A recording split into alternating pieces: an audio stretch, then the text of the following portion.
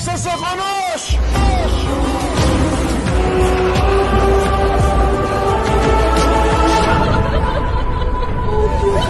Oh my God!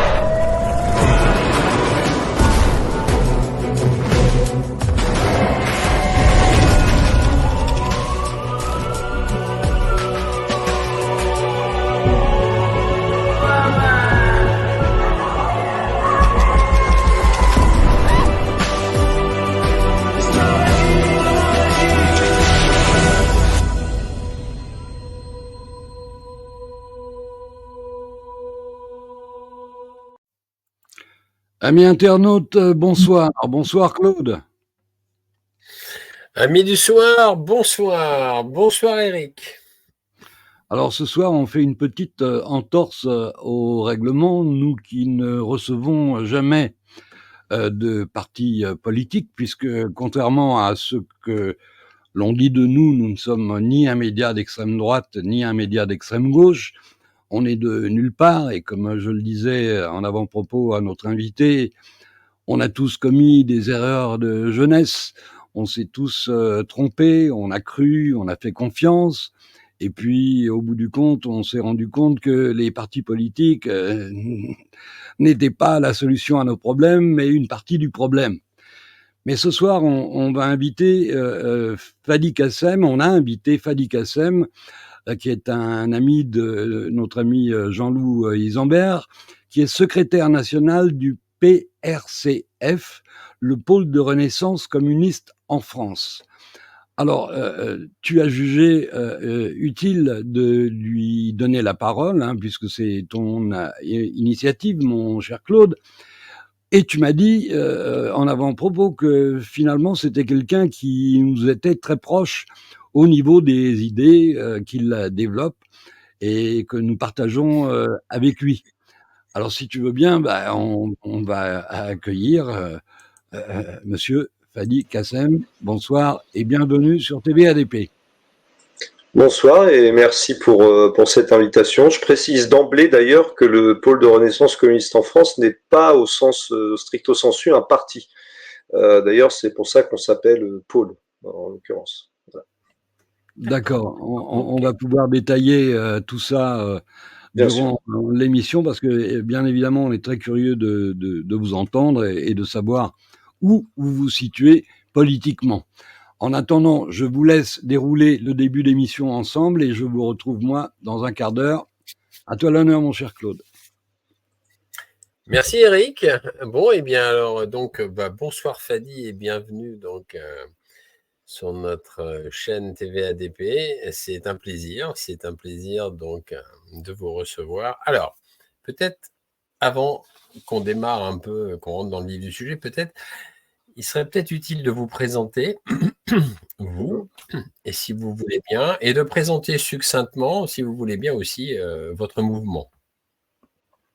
Bien sûr, bonsoir. Déjà, merci encore une fois pour cette invitation. Donc, si je dois me présenter déjà personnellement, je pense que c'est une première donnée importante à avoir en tête pour les auditeurs, c'est que je ne suis pas un politique professionnel. Je suis enseignant dans le secondaire, ça fait déjà 15 ans. Donc, mon métier, c'est d'enseigner, en l'occurrence histoire-géographie. Et puis, depuis 3 ans et demi, dorénavant, je suis à la tête du pôle de renaissance communiste en France, le PRCF. J'ai succédé à Georges Gastaut, qui a été le secrétaire national du PRCF pendant 17 ans, depuis en fait la naissance du PRCF le 18 janvier 2004 jusqu'à 2021, et donc c'est moi qui ai pris la suite. Et ce mouvement donc est né ça fait déjà plus de 21 ans. Il est né, c'était dans le contexte d'ailleurs du combat contre le traité établissant une constitution pour l'Europe. Ça vient de loin en réalité, et cette création, elle résultait du fait que le PCF était jugé, et en réalité pas que jugé, c'est une réalité que les anciens camarades ont testé, était jugé irrécupérable dans une dérive que nous qualifions d'euromutante très dangereuse, c'est-à-dire de parfaitement compatible avec l'UE, l'OTAN. Bon, bref, nous aurons le temps d'en rediscuter. Et moi, ça fait près de 12 ans maintenant que j'ai rejoint ce mouvement. Voilà. D'accord. Bon, ben, merci pour cette présentation. Alors, peut-être pourriez-vous maintenant présenter votre mouvement, donc le PCRF, c'est ça, hein, PRCF. non, le PRCF. PRCF, je vais y arriver. C'est vrai que c'était pas évident. Non, non, bah, c'est vrai qu'en plus, il y a pas mal de comment? Il y a des sigles qui peuvent se ressembler avec d'autres. Mais bah, le PRCF donc n'est pas un parti dans le sens bon, vraiment administratif, juridique du terme, ni même politique. Nous sommes là pour reconstruire un vrai parti communiste.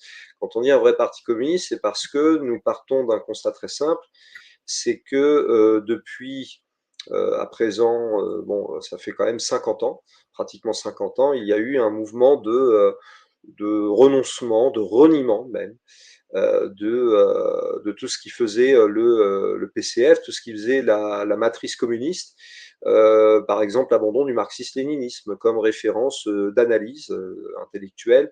Ça a été par exemple en 1979. Le centralisme démocratique qui a été abandonné en 1994. Et nous, ce que nous souhaitons, c'est reconstruire un vrai parti. Alors, pas nous tout seuls, parce que nous sommes quand même un mouvement modeste. Donc, c'est pas nous qui allons tout seuls pouvoir reconstruire, mais on s'adresse donc à l'ensemble des forces communistes au sein du PCF et pas que, parce qu'il y a pas mal de communistes qui en réalité ne sont plus au PCF, qui sont orphelins du parti. Juste pour donner un exemple, le président de notre mouvement, Léon Landini, le 9 avril prochain fêtera ses 99 ans, je dis bien 99 ans. Il est né en 1926. C'est le dernier résistant franc-tireur partisan main-d'œuvre immigré, FTP-MOI, qui était affilié au PCF, vivant, c'est le dernier vivant. Et lui, il dit toujours, ce n'est pas moi qui ai quitté le parti, c'est le parti qui m'a quitté.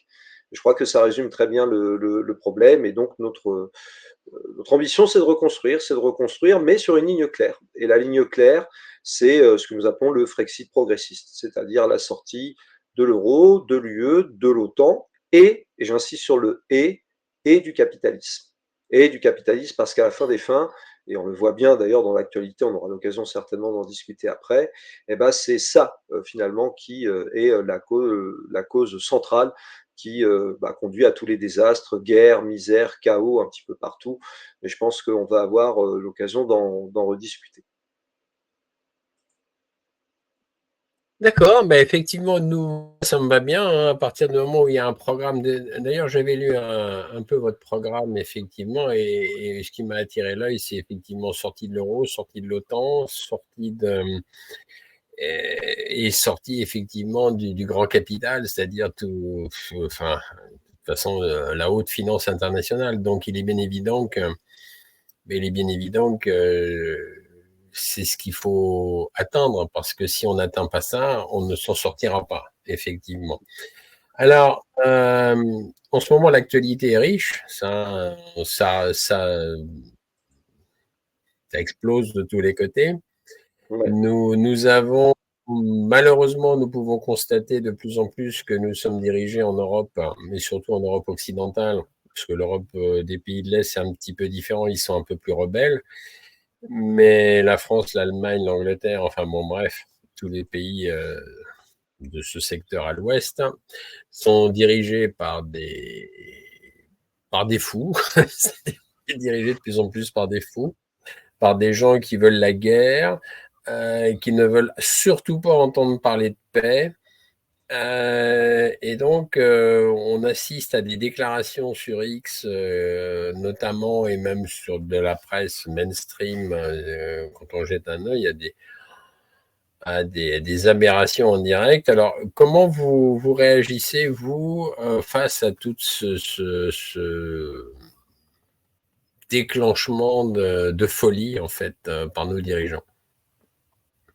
Alors, je rebondis sur le dernier mot, folie, parce qu'il se trouve qu'il y a 6 jours, je suis tombé sur une publication sur le compte officiel de Jean-Luc Mélenchon qui utilisait l'expression monde de fou pour s'offusquer du fait qu'une réunion s'était tenue à Londres il y a quelques jours avec les chefs d'État et de gouvernement d'Europe occidentale, avec aussi quand même des types ça dépend, hein, d'Estonie, etc., au Royaume-Uni, c'est-à-dire l'un des pays les plus asservis à l'OTAN, et il s'offusquait de voir que Keir Starmer, le Premier ministre britannique, on va dire dit socialiste en fait, hein, travailliste, s'entendait avec Giorgia Meloni, qui n'est pas tout à fait de son même bord politique, pour faire simple, et il appelait ça un monde de fous.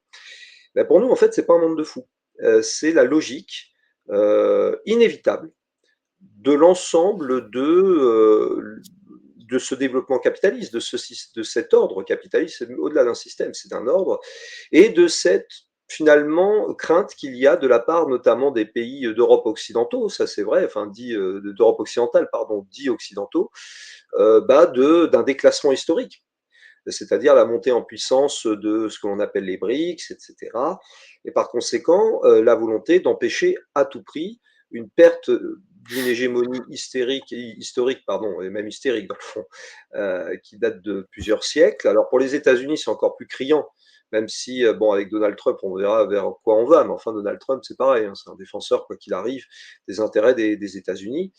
Et donc, pour nous, c'est pas un monde de fous, c'est une logique que nous constatons depuis des décennies, celle du choix du sceau fédéral européen, du choix de la guerre contre toutes les menaces. Il faut noter d'ailleurs que ce n'est pas nouveau.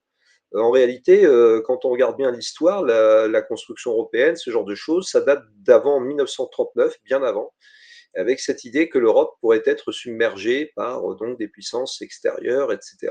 Je signale par exemple qu'en 1927 avait été publié un ouvrage par Henri Massis, un royaliste de l'Action française, qui s'intitulait Défense de l'Occident. Voilà. Donc à partir de là, il y a une peur. Et donc, dans le fond, c'est une folie dans la mesure où malheureusement la dynamique actuelle nous conduit vers une logique potentielle de guerre nucléaire. Il faut que ce soit bien clair. Mais dans le fond, là où ce n'est pas une folie, c'est qu'il y a une vraie cohérence idéologique, une radicalisation idéologique aussi de la part de ces gens. Et tout ceci, il faut le signaler, au détriment des travailleurs, au détriment de tous les travailleurs de France et pas que de France, c'est-à-dire les retraites, les salaires, les services publics, les libertés, pour ce qu'il en reste, les conquêtes sociales, j'en passe et des meilleurs. Donc, pour nous, il y a une logique que nous ne cessons d'annoncer depuis des années. Malheureusement, on constate, et notamment à gauche, parce qu'à la limite, les LR, etc., qui soient alignés sur Macron, c'est tout à fait normal, que le RN, en réalité, soit lui aussi favorable pour rester, tout comme Zemmour d'ailleurs, ou Dupont-Aignan, dans l'euro, l'UE et l'OTAN, c'est normal, je ne parle même pas du capitalisme, mais les partis dits de gauche, ça devient consternant. Apparemment, ils ne tirent pas les leçons de l'histoire récente, je ne parle même pas de l'histoire d'il y a 100 ans, il suffit de remonter aux années 80 pour se rendre compte du désastre dans lequel il nous plonge progressivement.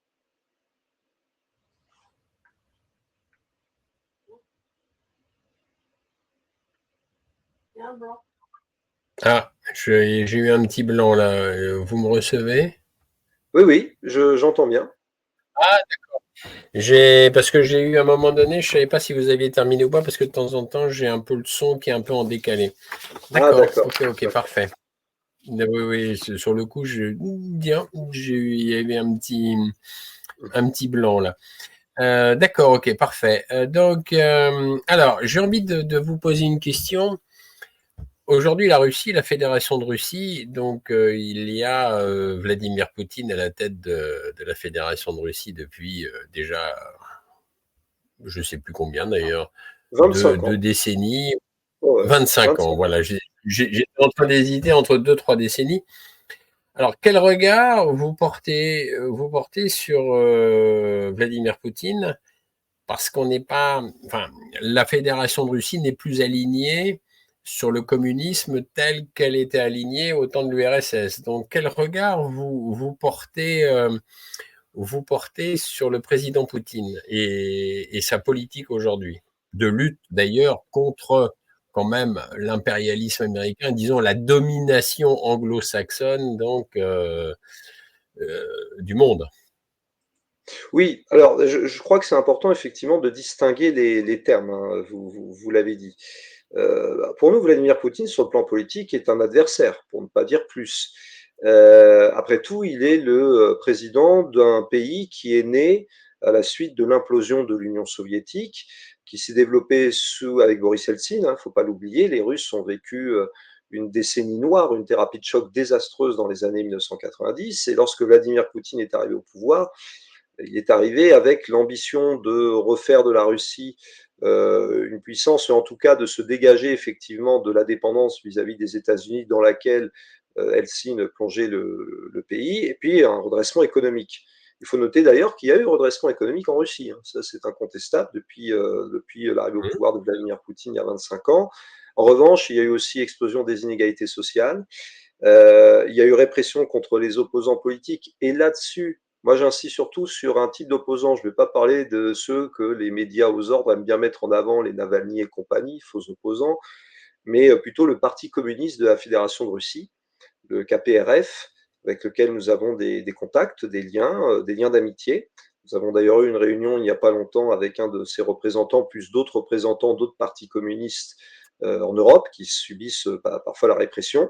C'est le cas du KPRF qui, par exemple, avait connu une féroce répression, des arrestations en septembre 2021. Donc, de ce point de vue, pour nous, Vladimir Poutine, c'est le représentant d'un régime issu de la contre-révolution, donc clairement oligarchique, etc. Par contre, il faut aussi regarder une chose, c'est que la Russie, sur le plan, on va dire, géopolitique, eh ben, elle subit depuis, d'ailleurs, non pas Vladimir Poutine ni même Boris Yeltsin, mais depuis au moins la Russie, l'URSS, et en fait depuis Lénine, un encerclement. Un encerclement qui est guidé par les États-Unis et par l'ensemble de leurs alliés. Je donne un seul exemple, d'ailleurs, un ouvrage est sorti il y a 5 ans qui s'appelle Les guerres froides. Ce sont des historiens d'ailleurs d'origine états-unienne qui l'ont fait. Les guerres froides, les États-Unis face à la Russie depuis 1917. Parce que les États-Unis avaient attaqué directement la Russie. Bon, donc la Russie, voilà, donc la Russie, de ce point de vue, c'est un régime, enfin, la Fédération de Russie est un régime, encore une fois, qui est clairement, d'ailleurs, Vladimir Poutine ne s'en cache pas, clairement anticommuniste. C'est pas nous qui allons approuver ce régime-là. En revanche, sur le plan extérieur, il mène non pas un combat anti-impérialiste, parce que Poutine n'est pas anti-impérialiste, par contre, un combat anti-hégémonique, c'est vrai, contre l'hégémonisme des États-Unis, contre l'extension de l'OTAN qui s'est déroulée dans les années 1990 à l'est de l'Europe, malgré les promesses n'engagent que ceux qui les écoutent en fait, qui avaient été faites au moment de la chute du mur de Berlin et de l'implosion de l'URSS. Et en fait, c'est une volonté de se désencercler. Et à vrai dire, il ne faut quand même pas oublier que l'Estonie, la Lettonie, la Lituanie sont déjà membres depuis 2004 de l'Union européenne et membres de l'OTAN. Que donc les États-Unis peuvent déployer des missiles à proximité de Saint-Pétersbourg. C'est ça que ça signifie très concrètement. Donc nous, on fait la part des choses, on regarde les choses de manière très concrète, très analytique. Comme je l'ai dit, sur le plan économique, social, politique, pour nous, Vladimir Poutine, nous le combattons en soutenant nos camarades communistes sur place. Et sur le plan géopolitique, en fonction de ce qui est fait à l'heure actuelle, je crois que c'est assez limpide, enfin, en tout cas quand on veut voir la vérité ou la réalité, c'est un combat contre l'hégémonisme des États-Unis. Et d'ailleurs, il n'y a pas que la Russie qui mène ce combat-là à l'heure actuelle. D'accord. Et alors, quel regard vous portez maintenant, je vais continuer dans la même voie, quel regard vous portez sur le Parti communiste chinois, avec Xi Jinping à sa tête? Alors, le Parti communiste chinois, c'est un vieux parti, il faut le signaler. Il a été fondé en 1921, il a déjà plus de 100 ans. Il faut jamais oublier que c'est le Parti communiste chinois, ça compte beaucoup pour comprendre ce qui se passe en Chine, en République populaire de Chine. C'est lui qui a été le principal résistant à l'envahisseur japonais au moment de la Seconde Guerre mondiale. C'est un élément important parce que le Parti communiste chinois apparaît comme le parti du patriotisme déjà, c'est-à-dire de la libération nationale face au Japon, face également à la tutelle des puissances coloniales, enfin en tout cas des forces coloniales historiques. Il ne faut pas oublier qu'il y avait le Royaume-Uni, la France, l'Allemagne, la Russie tsariste également, qui avaient cherché à avoir des concessions en Chine.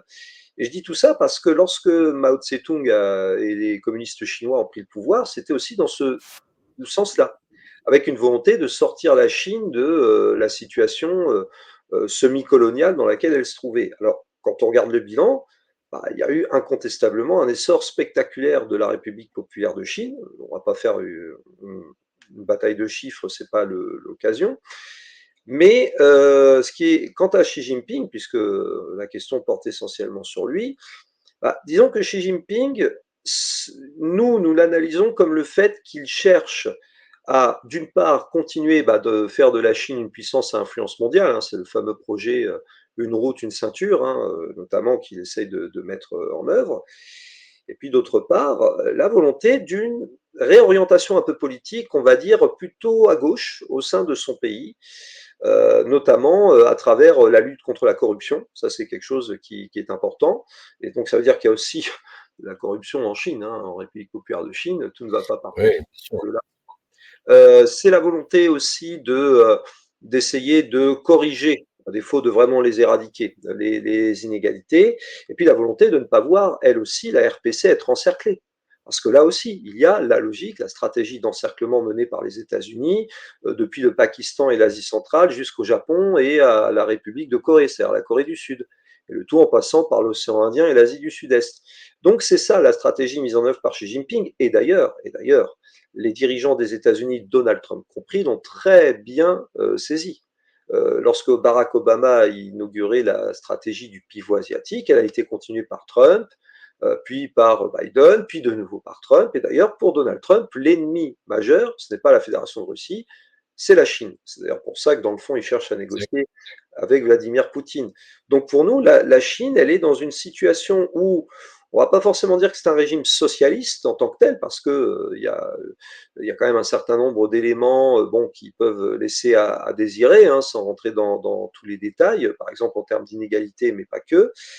Mais en tout cas, c'est un régime qui, au moins avec Xi Jinping, cherche à avoir une certaine réorientation, étant entendu que depuis Deng Xiaoping, il y avait une sorte de ce qu'on pourrait qualifier de NEP, de nouvelle politique économique, comme l'avait mise en place Lénine en Russie en 1921, après la guerre civile et internationale. Ce sont des sujets qui, d'ailleurs, je le signale, suscitent les échanges, des discussions au sein du PRCF, et pas qu'au sein du PRCF, pour savoir ce qu'est la vraie nature du régime chinois. Mais une chose est sûre, c'est que, comme la Fédération de Russie, la République populaire de Chine, c'est l'une des cibles majeures de l'hégémonisme états-unien et de ses alliés, dont la France d'ailleurs, qui s'aventure un peu trop avec sa flotte du côté de la mer de Chine méridionale, notamment. Alors, j'ai envie de vous poser encore une question. Après, je vais céder la parole un peu à mon ami Eric, puisqu'on est toujours pareil dans cette voie. Là, j'ai envie de vous demander, Corée du Nord.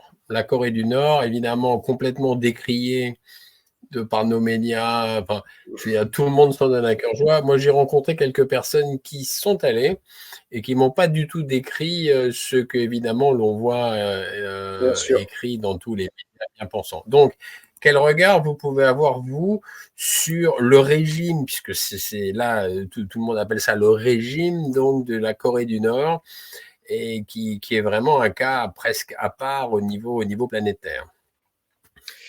Alors, c'est intéressant parce qu'il se trouve qu'à l'heure actuelle, en terminale, je suis professeur en lycée, je parle de la guerre, faussement, improprement appelée guerre froide, et je parlais, pas plus tard que hier, vendredi, à mes élèves de la Corée, de la République populaire démocratique de Corée, c'est le nom officiel du régime, la RPDC, et je démontrais comment la Corée en était arrivée dans cette situation de division, etc. Et ils ont très bien compris.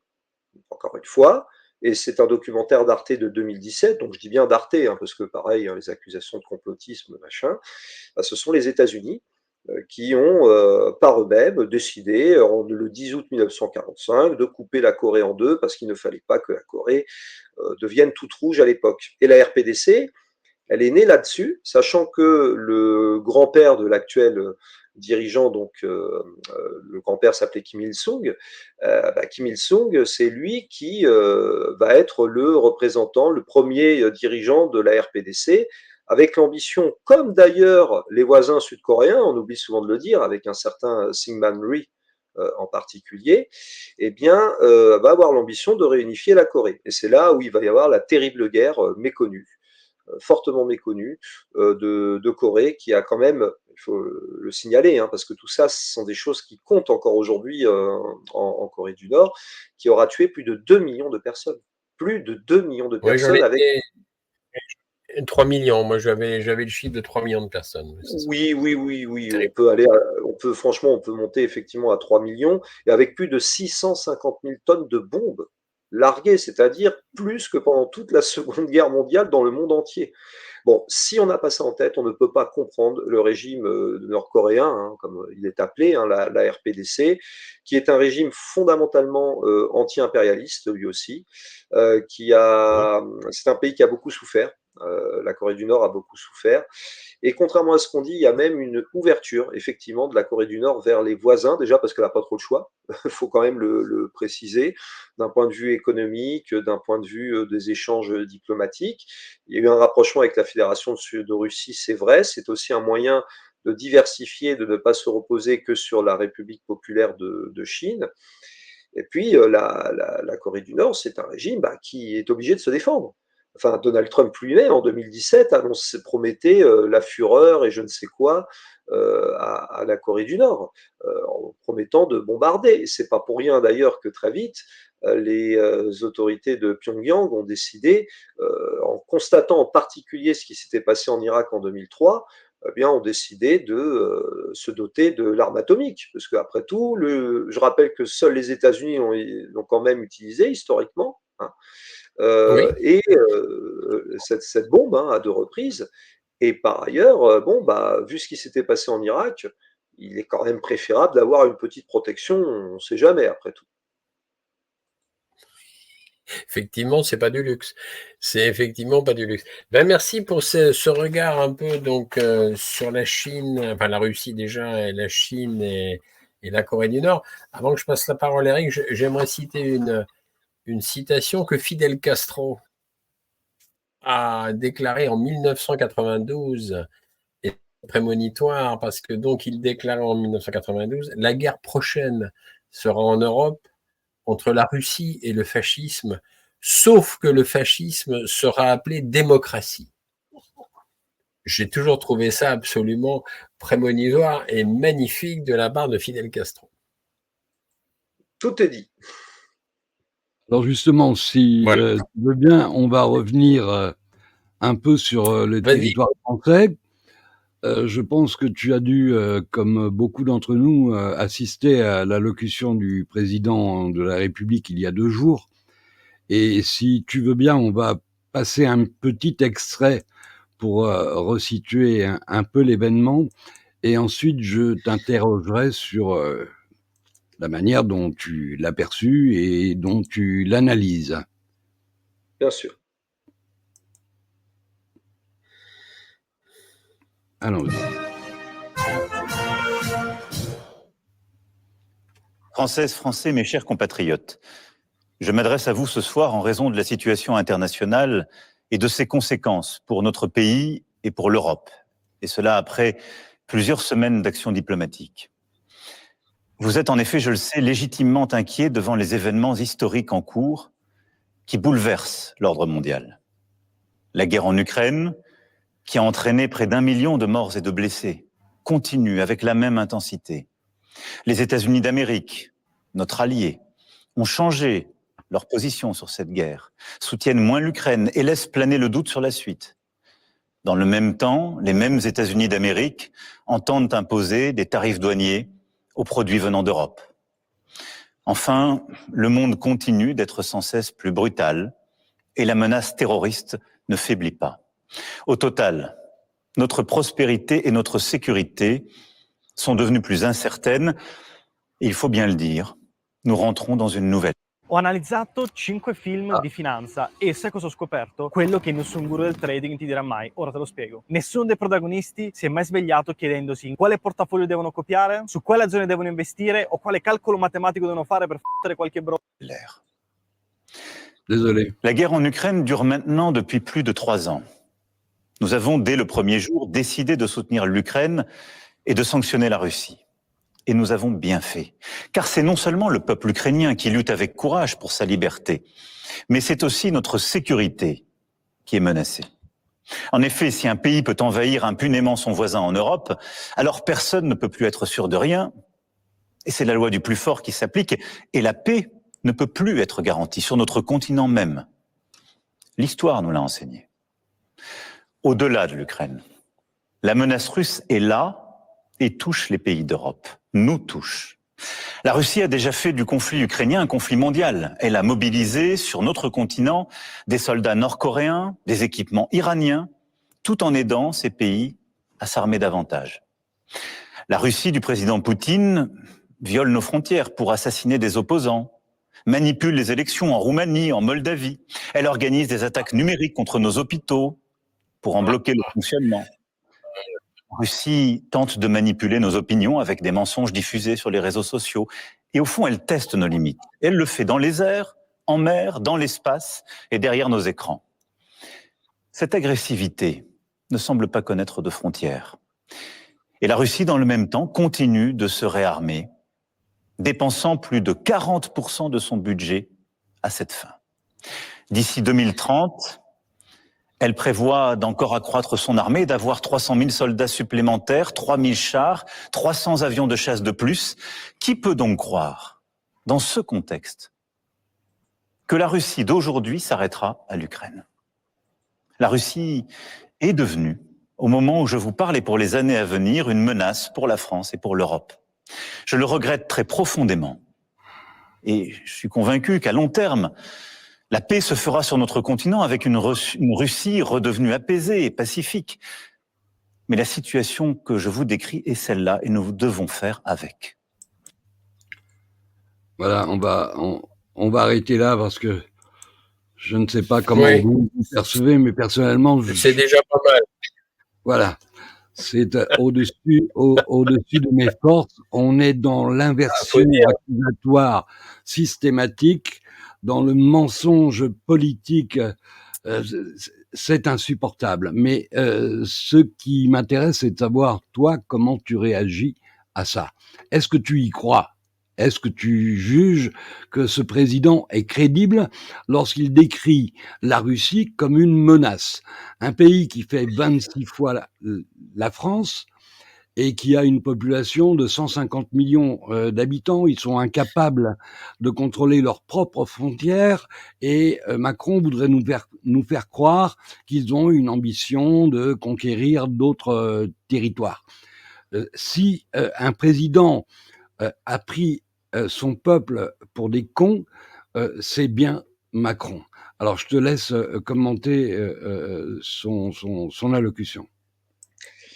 Alors, déjà, il y a une première question qu'on pourrait se poser à propos de la menace, de la dite menace russe, c'est comment se fait-il que Vladimir Poutine, qui est quand même au pouvoir depuis 2000, a attendu 22 ans pour attaquer l'Ukraine? Je veux dire, si ça avait vraiment été son ambition dès le début, bah, il l'aurait fait. Bon, il a quand même attendu 22 ans. Quand même, il faut le signaler, ce premier point, me semble-t-il. Et je crois qu'à partir de là, ça permet d'avoir la réponse à ta question. C'est-à-dire que, bien sûr que nous n'y croyons absolument pas, que ce que nous fait Macron, c'est un numéro classique, c'est en fait de chercher à obtenir ce qu'il a tenté de faire avec le Covid, ce qu'il a tenté de faire une première fois déjà en 2022, et ça n'a pas marché. Parce que je rappelle qu'en 2022, il y avait déjà des sondages où en fait, il y avait la moitié des Français, plus de la moitié, qui ne croyaient pas que c'était vraiment la Russie le responsable de la situation. Et donc, en réalité, eh bien, il cherche à mobiliser par tous les moyens, au niveau parce qu'il y a un échec lamentable de sa politique économique, donc il s'agit bien sûr de faire oublier sa politique économique, ça c'est une chose, et puis également il y a un projet derrière politique, c'est le saut fédéral européen. C'est le saut fédéral européen dont il veut prendre la tête, depuis d'ailleurs un petit moment, il se rêve en impérator, et donc il invente en réalité une menace russe dans le sens où apparemment la Russie voudrait envahir le reste de l'Europe, y compris la France. Bon. D'ailleurs, ça me rappelle qu'en 1981, lorsque François Mitterrand avait été élu président de la République, Le Figaro titrait déjà que les chars soviétiques, l'armée rouge, allaient débarquer sur les Champs-Élysées. Bon, au passage, ça fait quand même 3 ans que la Russie est intervenue en Ukraine, et je ne suis pas certain que la Russie ait envie de prolonger la fête, si j'ose dire, en s'attaquant à la Pologne, à la Roumanie, et puis ensuite à l'Autriche, ou que sait-on encore. Encore une fois, c'est une volonté grossière de faire diversion, de faire peur aussi, hein, le gouvernement par la peur, et puis de justifier le projet de saut fédéral européen. Et ce saut fédéral européen, il passe par quoi? Par la volonté de bâtir notamment une armée européenne, une Europe de la défense. Ce n'est pas pour rien que d'ailleurs au niveau de l'Union européenne a été annoncé un plan de 800 milliards d'euros. On nous dit qu'il n'y a jamais d'argent. Bah, alors voici la preuve, hein, 800 milliards d'euros pour renforcer les capacités, alors officiellement de défense, mais en réalité d'attaque contre la Fédération de Russie. Donc c'est évidemment guignolesque, grotesque, à l'image de ce qu'il est, la guerre contre le Covid ou que sais-je encore. Donc bien sûr que nous n'y croyons absolument pas. Et le soir même, en revanche, nous avons publié, donc c'était mercredi 5 mars, le soir même, nous avons publié un communiqué sur le site Initiative Communiste, le site du PRCF, Internet, pour dénoncer la logique de la course à la guerre nucléaire. Hein. Là, c'est plus qu'une course qui est lancée non pas par la Fédération de Russie, mais par Emmanuel Macron et par, de manière générale, l'axe UE-OTAN. D'accord. Alors, pour l'instant, ça reste des mots, bien que, comme tu viens de le dire, l'Union européenne ait décidé d'attribuer 800 milliards d'euros au réarmement du continent européen. Il paraît qu'il n'y a pas d'argent pour les agriculteurs qui meurent de faim, qui se suicident, qu'il n'y a pas d'argent pour la santé publique. Hein, on ferme des lits, on ferme des hôpitaux. Notre pays est en pleine déliquescence économique et on apporte notre aide financière, politique, militaire et médiatique à un régime qui est considéré par tous les observateurs comme étant néo-nazi. Et ça rejoint un peu ce que tu disais, Claude, en lisant la déclaration de Fidel Castro. On est complètement dans cette configuration-là. Alors, je voudrais vous montrer un sondage qui a été publié par l'excellent Au Bon Tweet français sur sa chaîne Telegram et qui me rend un peu plus optimiste. Je vais vous l'afficher. Voilà. Lequel de ces 4 présidents constitue actuellement, selon vous, la menace numéro 1 pour la France et les Français? Poutine, Russie, 7,2. Trump, 5,6. Tebboune, dont on se demande ce qu'il fout là, 7,7. Et Macron, 79,5. Alors ça rejoint un peu ce que disait le vice-président américain Vance, en disant qu'au fond, les Européens n'étaient pas menacés ni par la Chine ni par la Russie, mais par un ennemi intérieur qu'il n'a pas désigné nommément, mais tout le monde l'a identifié. Ce sont évidemment nos gouvernements. Et tu faisais tout à l'heure allusion à l'opération Covid. Je suis moi-même et Claude Janvier a écrit plusieurs ouvrages sur le sujet. Je décris l'opération Covid comme une opération criminelle et une opération criminelle qui n'aurait pas été possible sans la complicité des gouvernements. Alors, quand il s'agit d'identifier l'ennemi de l'intérieur, je pense qu'on est nombreux à l'avoir identifié.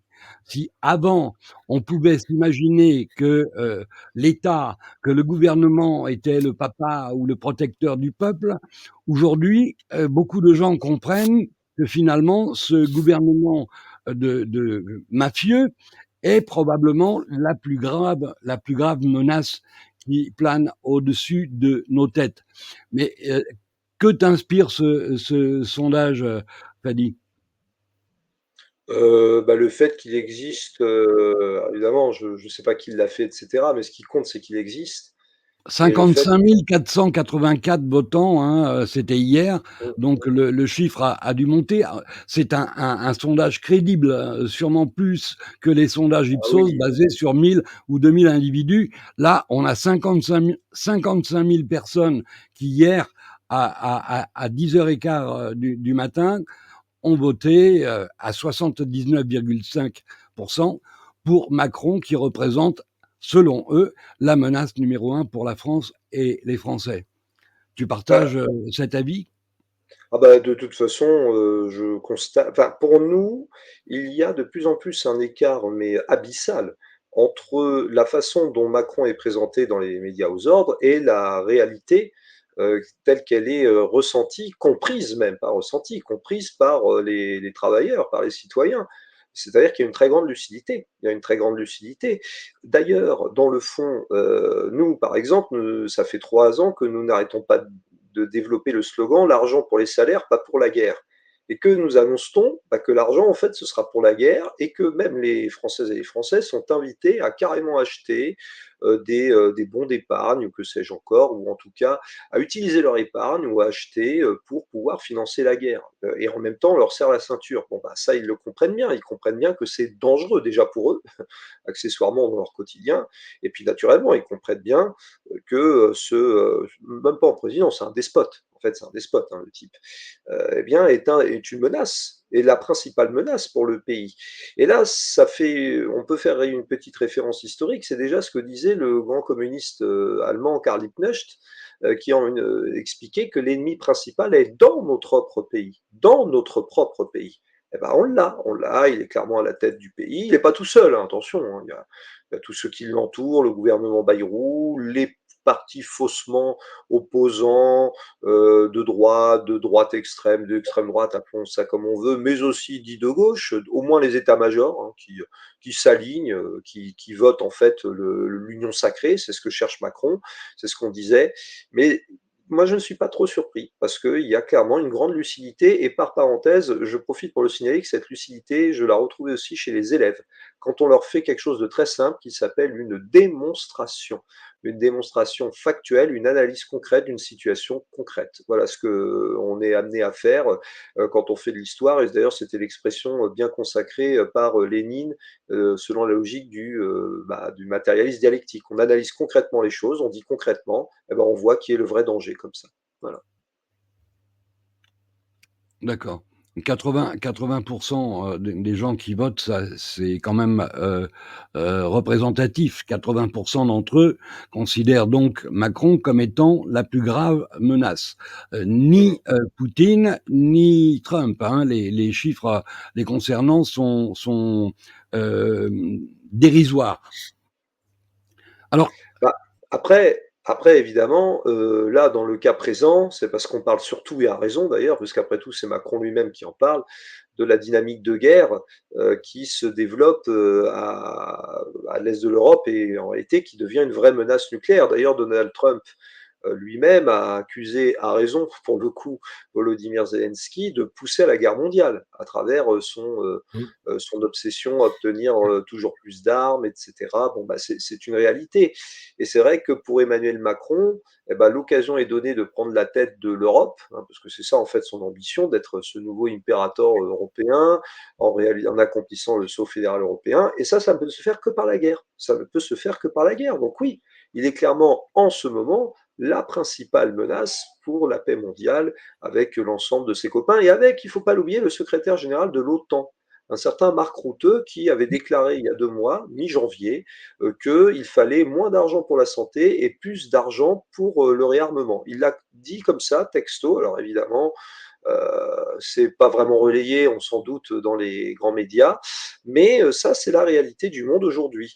Cela dit, et pour terminer là-dessus, je précise que ça ne signifie pas que, dès lors, les autres chefs d'État qui apparaissent dans le sondage soient absolument impeccables, parfaits, ou même partisans d'une paix à tout prix. Je pense en particulier à Donald Trump, parce qu'il ne faut pas oublier que Donald Trump veut transformer Gaza en Riviera du Proche-Orient pour complaire à son allié qui est la théocratie fasciste israélienne, qu'il veut mener la guerre commerciale contre la Chine, on en parlait tout à l'heure, contre la Chine populaire, qui strangule Cuba socialiste, et qu'il a quand même annoncé des ambitions justement pour lutter contre la Chine, des ambitions vis-à-vis du Canada, du canal de Panama ou du Groenland. Donc on ne peut pas dire que ce soit non plus un homme de paix dans l'absolu. Par contre, c'est clair qu'à l'heure actuelle, le plus dangereux, il est chez nous malheureusement et il s'appelle Emmanuel Macron.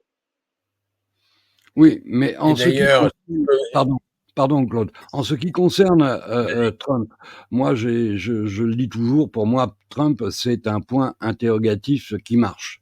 Je suis incapable de comprendre vraiment la logique de cet homme parce que à la fois je comprends son envie de remettre de l'ordre dans son pays, à la fois j'ai du mal à comprendre pourquoi une telle haine politique contre la Chine. Jamais, par exemple, Trump n'a reconnu que le Covid qui a été produit à Wuhan l'a été sous le financement américain. Il a accusé les Chinois en espérant que le monde se fédérerait et organiserait une espèce d'immense boycott de l'économie chinoise. Mais tout à l'heure, tu parlais aussi de l'autre taré du Moyen-Orient, celui qui dirige la théocratie fasciste. Et est-ce que tu ne fais pas le lien entre Zelensky et Netanyahou? Est-ce que tu n'as pas l'impression que ces deux-là ont pour mission de provoquer le chaos, de provoquer une guerre mondiale? Ah bah, le lien, il est très facile à faire. Je vais prendre un seul événement, qui est passé là aussi, totalement, inaperçu et pour cause. En fait, c'était en novembre 2023, il y a eu un vote à l'assemblée générale de l'ONU pour, que soit levé enfin le blocus, sur, l'île de Cuba, socialiste, le blocus des États-Unis depuis 60 ans. 187 pays sur 190 ont voté pour la levée de ce blocus, 3 ont refusé, les États-Unis, Israël, les 2 ont voté contre et l'Ukraine qui s'est abstenue. Bon, juste abstenue, mais bon, on comprend que c'est un peu la même chose. Voilà, tout est dit. Tout est dit, c'est-à-dire ce sont les satellites, ils sont là pour, dans le fond, ils dépendent des États-Unis et d'ailleurs on voit le résultat pour, le régime pro-nazi de Kiev, parce que c'est un régime pro-nazi, hein, avec toutes les milices qu'il y a là-bas, toutes les bataillons Azov, Haïdar, Kraken, on va pas faire toute la liste, hein, les Svoboda et Pravi Sector. Mais c'est clair que, au moins, à défaut d'avoir un plan très bien concerté, parce que ça, il n'y a même pas besoin de ça dans le fond, en réalité, ces gens-là sont déterminés, fanatiques, illuminés, comme Macron d'ailleurs, convaincus de mener une mission. Pour Benjamin Netanyahou, c'est reconstituer le grand Israël, hein, du Golan, jusqu'à un jour certainement qu'il le demandera au Sinaï. Et quant à Zelensky, c'est la conviction de mener une bataille au nom du nationalisme ukrainien, qui d'ailleurs puise dans une référence peu glorieuse, à savoir un certain Stepan Bandera. J'invite les auditeurs à aller voir qui était ce charmant monsieur à partir de 1929-1930, ils apprécieront.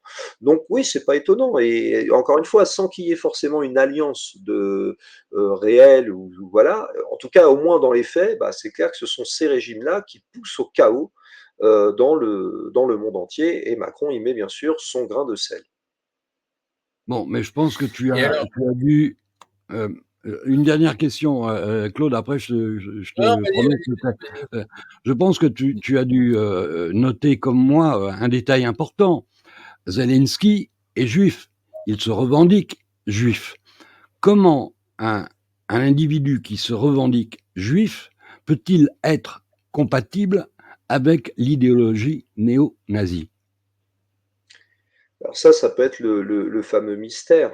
Je dirais que d'abord, il y a quand même une russophobie extraordinaire, hein. Je crois qu'on sous-estime le poids de la russophobie dans l'ensemble de l'Europe. À quoi s'ajoute l'anticommunisme, alors qui là est monnaie courante. Ça fait même partie d'ailleurs du modèle qu'avait développé Noam Chomsky pour expliquer comment fonctionnait la propagande dans les régimes démocratiques. L'anticommunisme, quelle que soit la forme qu'il prend, est toujours présent. Et donc, ce qui fait qu'on en arrive à cette situation extraordinaire où on a une telle haine, un tel fanatisme qu'on ne voit même pas que ceux avec lesquels on travaille en fait, ils sont d'une idéologie qui, en fait, est vraiment ennemie des idées que l'on défend. Et je vais prendre un seul exemple pour rebondir sur ce que tu dis. Il se trouve qu'au début de l'intervention russe en Ukraine, il y avait pas mal de groupes trotskistes en France qui appuyaient d'emblée le régime ukrainien, hein, le peuple ukrainien, etc. Et puis, notamment chez Révolution Permanente, il y a des militants qui sont allés sur place un petit peu pour voir ce qui se passait. Et quand ils ont découvert la réalité de qui se battait du côté ukrainien, parce que ça venait de toute l'Europe au passage, hein, toutes les milices de cinglés néo-nazis ou que sais-je encore, alors ils ont fait marche arrière, ils ont dit en fait c'est pas si joli que ça ce qui se passe là-bas. Sauf que ça Zelensky peut pas le voir, il est persuadé, convaincu de la cause pour laquelle il se bat. Et puis d'ailleurs, comment pourrait-il ne pas y croire, puisque de toute façon, les États-Unis, c'est le narratif qu'ils ont développé, les pays de l'Union européenne, c'est le narratif qu'ils ont développé, c'est ce narratif-là qui s'est développé par définition, donc à partir de là, et comme il y a cette russophobie maladive qui tend à faire passer tout propos de Vladimir Poutine comme un mensonge, même quand c'est la réalité factuelle, hein, parce que ça arrive de temps en temps quand même, on ne voit absolument pas, c'est l'aveuglement et le côté illuminé qui existe aussi chez Macron. Hein, parce qu'on parlait de fou, oui, plus que fou, il faudrait dire illuminé, parce que ces gens croient profondément dans ce qu'ils disent et à ce à quoi ils ajoutent un vide sidéral d'un point de vue de culture générale, intellectuelle, etc. Et c'est ça qui est finalement très dangereux pour nous. Mais un dernier point, rassure-moi, cette russophobie n'est pas partagée par les peuples. C'est une russophobie d'État, de gouvernement. Ah, complètement, complètement. Parce que, alors évidemment, on va toujours trouver forcément, même chez les Français, on trouvera des gens qui vont dire, mais d'ailleurs, ils ne disent pas les Russes. En fait, ils disent Poutine, hein, c'est le mot qui revient, voire la Russie. Mais en soi, vis-à-vis des Russes, du peuple russe, il y a pas, moi, j'ai jamais vu véritablement, à part bien sûr les fanatiques ukrainiens nationalistes et leur soutien, être expliqué que les Russes vont manger les enfants, qu'ils vont déferler sur les Champs-Élysées. Moi, j'ai jamais vu ça. Et d'ailleurs, il suffit de voir que même au sein de la classe politique, en réalité, même dans des partis qui ne veulent pas sortir de l'euro, de l'UE, de l'OTAN, tout ça, bon, il y a quand même des gens qui prennent un peu de recul et qui disent attendez, quand même, historiquement, les Russes, c'est pas tout à fait comme on nous les présente là. D'ailleurs, le général de Gaulle disait que le peuple français, les Français savent très bien que c'est la Russie soviétique qui a joué le rôle majeur dans leur libération. Et je pense que ça laisse, qu'on le veuille ou non, des traces dans la mémoire collective. Claude, à toi, merci. Oui, pas de souci. De toute façon, pour juste ajouter, effectivement, l'armée soviétique l'a payé très cher, donc d'avoir vaincu l'Allemagne, puisque 27 millions de soldats ont péri, et 27 millions quand même. Donc, ça a été un lourd tribut, et c'est vraiment grâce à eux, grâce à cette armée soviétique, que la Seconde Guerre mondiale a pris fin, et non pas grâce aux Américains, comme l'histoire est en train d'être réécrite, effectivement, et tout d'un coup, mon Dieu, il y en a que pour le D-Day, mais en réalité, c'est grâce à l'armée soviétique si l'Allemagne a été vaincue. Oui, moi je voulais juste rebondir par rapport aux Illuminés. Bon, déjà ajouter une petite nouvelle que j'ai vue hier. Parce que Zelensky, en tant qu'illuminé, il s'enrichit quand même pas mal, puisqu'il vient d'acheter, et c'est tombé hier sur les téléscripteurs, entre guillemets, une des plus grandes banques privées de France pour 1,2 milliard d'euros. C'est, devinez quelle banque, c'est Mileis. Alors Mileis, pour ceux qui ne connaissent pas, c'était anciennement la Barclays. Donc via une société écran, et là c'est prouvé, c'est-à-dire Zelensky a utilisé une société offshore qui s'appelle Maltex pour acheter donc Mileis, et l'opération, alors là je vous le donne en mille, a été gérée derrière par Rothschild & Co. Quelle surprise. Intéressant. Quelle surprise, c'est intéressant. Alors Zelensky, en fait, on voit bien, il a détourné je ne sais pas combien de millions, voire de milliards, et toute sa corde de ministres corrompus jusqu'à la moelle pour s'enrichir aux dépens du peuple ukrainien. Voilà, ça c'est ce que je voulais rajouter. Mais je voulais, alors, en tant qu'illuminé, bon, on a parlé d'Emmanuel Macron et de Volodymyr Zelensky, c'est une évidence absolue. Mais faut pas oublier Keir Starmer, le Premier ministre anglais, et l'ancien Premier ministre anglais Boris Johnson, parce que on parle beaucoup des Américains, mais en fait, il ne faut jamais oublier la perfide Albion derrière, c'est-à-dire les Anglais.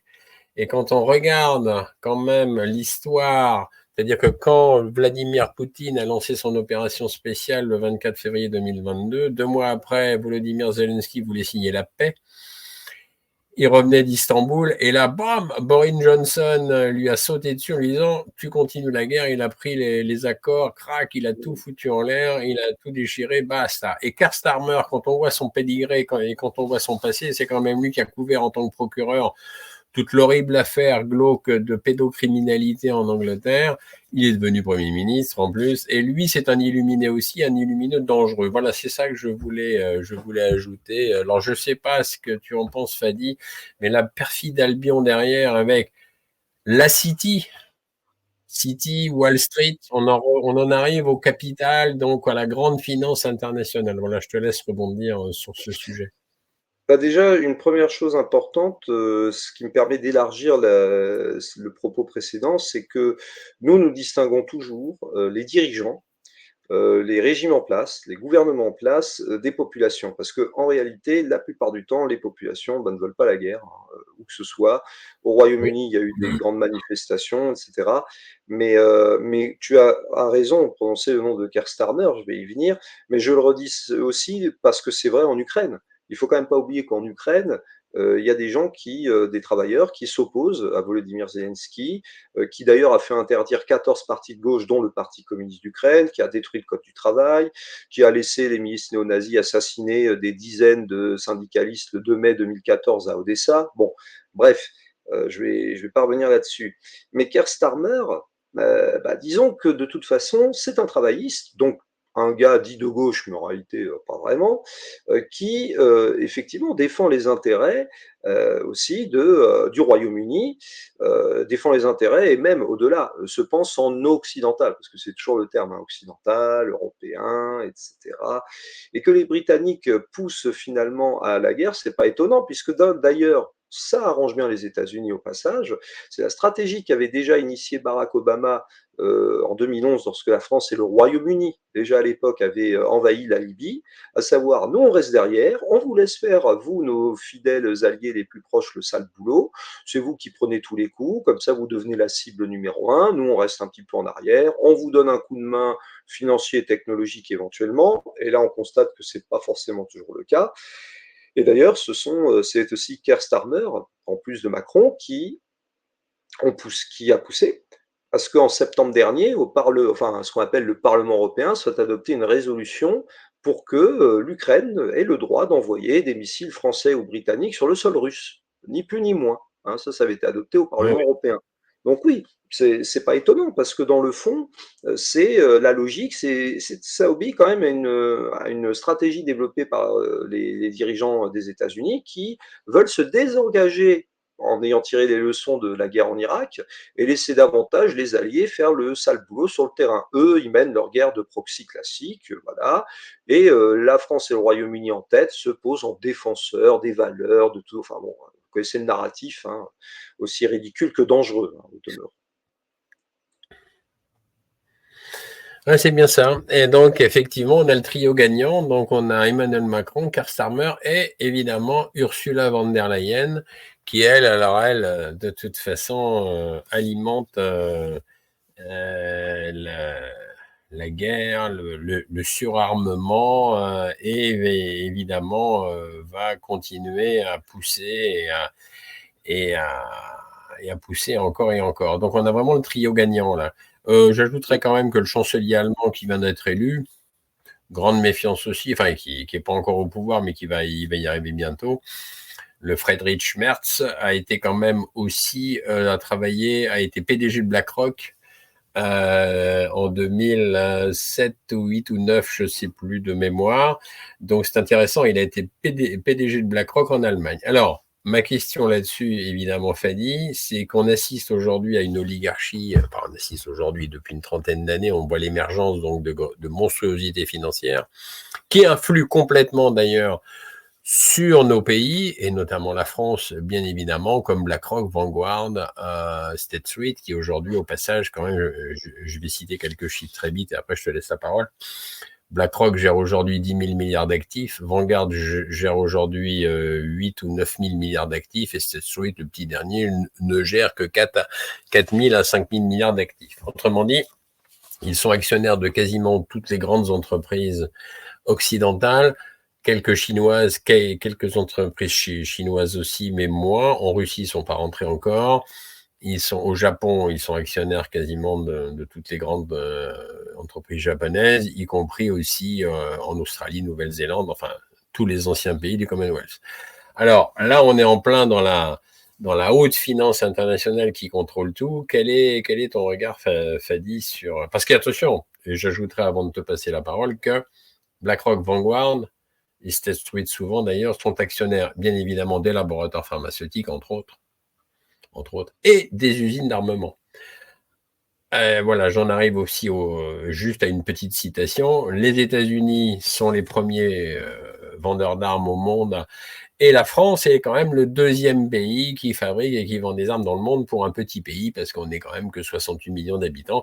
Eh ben, on s'est débrouillé quand même d'être le deuxième pays producteur et vendeur d'armes au monde. Donc voilà.